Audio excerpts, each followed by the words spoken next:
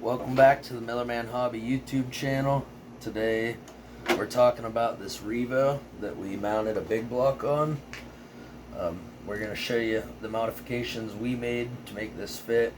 We had to do a little bit of cutting. This isn't just a drop-in motor for these Revos.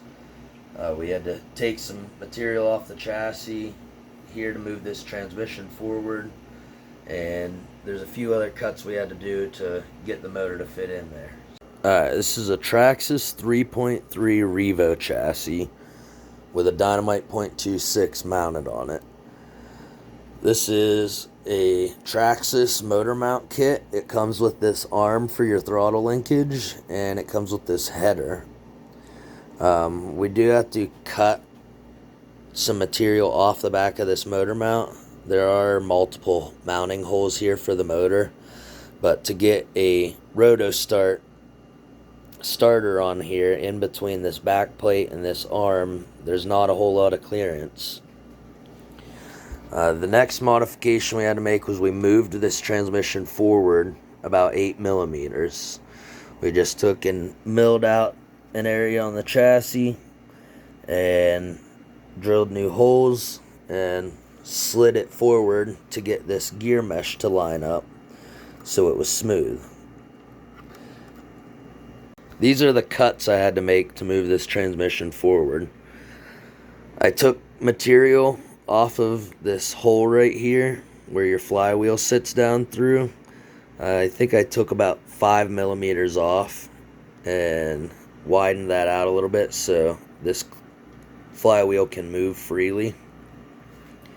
Next thing you're going to want to cut is you're going to have to move this transmission forward so you can see the original mounting holes there. You're going to drill new holes, and you're going to have to cut material off of here. I cut a little bit more than what was needed because if we decide to put a bigger motor on this, we may have to slide this forward even farther.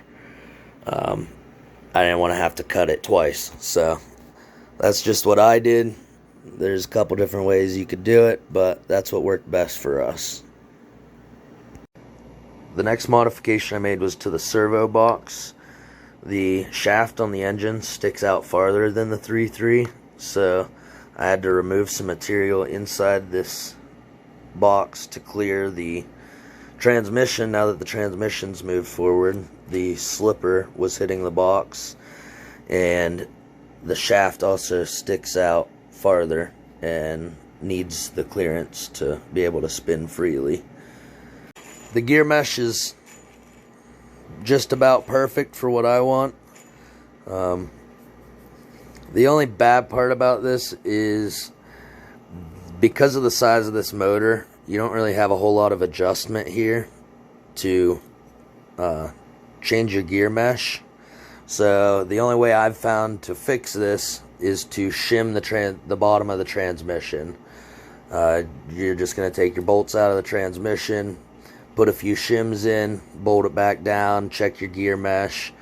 If that is too tight or too loose, remove it, and just keep adding shims and removing shims until you have a good gear mesh.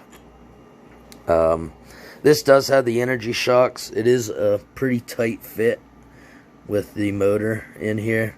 I don't really recommend the energy shocks with this kit if you're going anything bigger than this .26, because you're just not going to have the clearance. This motor's pretty big to be fitting on this chassis. That's going to be it today for the big block Revo. We're going to get the roto start put on this week, and we will have a video out later this week, maybe jumping this thing across the creek.